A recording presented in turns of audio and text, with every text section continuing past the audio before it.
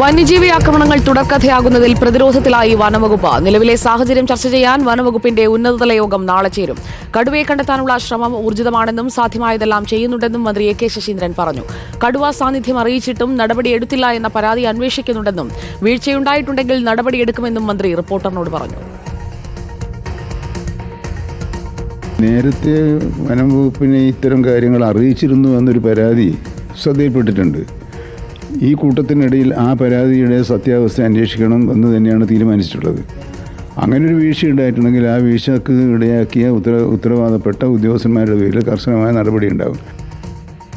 ആദിൽ പാലോട് ചേരുന്നു. ആദിൽ പാലോട്, കടുവയുടെ സാന്നിധ്യമുണ്ട് എന്ന് നേരത്തെ തന്നെ വനംവകുപ്പിനെ അറിയിച്ചിരുന്നുവെന്ന് നാട്ടുകാർ പറയുന്നു രാധയുടെ മരണശേഷം. എന്നാൽ ഇക്കാര്യത്തിൽ എന്തുകൊണ്ട് നടപടികൾ ഉണ്ടായില്ല എന്നതിൽ അന്വേഷണം ഉണ്ടാകുമെന്നാണോ മന്ത്രിയുടെ ഉറപ്പ്?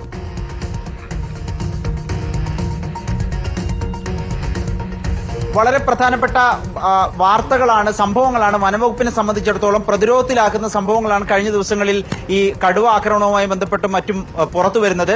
ഈ രൂപത്തിൽ വന്യജീവി സംഘർഷങ്ങൾ അധികമാകുന്നത് വനംവകുപ്പിനെ കൂടുതൽ പ്രതിരോധത്തിലാക്കിയിട്ടുണ്ട്. അതിന്റെ കൂടി ഭാഗമായിട്ടാണ് ഇപ്പോൾ ഒരു യോഗത്തിലേക്കൊക്കെ കടക്കാനുള്ള തീരുമാനത്തിലേക്ക് സംസ്ഥാന സർക്കാർ വനംവകുപ്പ് എത്തുന്നത്. നാളെ യോഗം ചേരാനുള്ള തീരുമാനം സുജയ എടുത്തിട്ടുണ്ട്. ഇതിൽ പ്രധാനമായും ഈ കർണാടക മേഖലയിൽ വയനാടാണ് കൂടുതൽ വന്യജീവി ആക്രമണങ്ങൾ രേഖപ്പെടുത്തുന്നത്, അത് റിപ്പോർട്ട് ചെയ്യുന്നത്.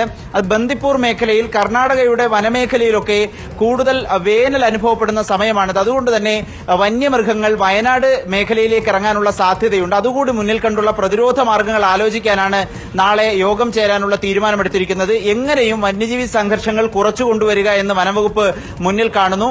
ഇതിന്റെ ഭാഗമായി നേരത്തെ കർണാടക, തമിഴ്നാട്, കേരള വനം മന്ത്രിമാർ ചേർന്നൊരു കോർഡിനേഷൻ കമ്മിറ്റിയൊക്കെ രൂപീകരിച്ചിരുന്നതാണ്. വനം ഉദ്യോഗസ്ഥർ തമ്മിൽ ഒരു ആശയവിനിമയം നടത്താനൊക്കെ ആലോചിച്ചിരുന്നു. പക്ഷേ അത് കൃത്യമായി തുടർ ചർച്ചകളൊന്നും ഉണ്ടായിരുന്നില്ല. ഇതിന്റെ സാധ്യതകൾ കൂടി വീണ്ടും പരിശോധിക്കും. ഒപ്പം തന്നെ ഏതൊക്കെ തരത്തിൽ വന്യജീവികൾ പുറത്തിറങ്ങാൻ സാധ്യമായ എന്തൊക്കെ പ്രവർത്തനങ്ങൾ നടത്താനാകുമെന്നതും വനംവകുപ്പ് പരിശോധിച്ചു വരുന്നുണ്ട്. ഇതിന്റെ ഭാഗമായി പോലീസ്, ഫയർഫോഴ്സ് അടക്കമുള്ള വിവിധ വകുപ്പുകളുടെ നേതൃത്വത്തിലുള്ള യോഗമാണ് നാളെ ചേരാനുള്ള തീരുമാനം. ഏതായാലും കഴിഞ്ഞ ദിവസങ്ങളിലുണ്ടായ സംഭവം വനംവകുപ്പിനെ തീർത്തും പ്രതിരോധത്തിലാക്കിയിട്ടുണ്ട്. എങ്ങനെയും വന്യജീവി സംഘർഷങ്ങൾ കുറയ്ക്കുക എന്നതിന്റെ ഭാഗമായുള്ള നടപടികൾ ആലോചിക്കാൻ ഒരുങ്ങുകയാണ് വനംവകുപ്പ്. സുജയ.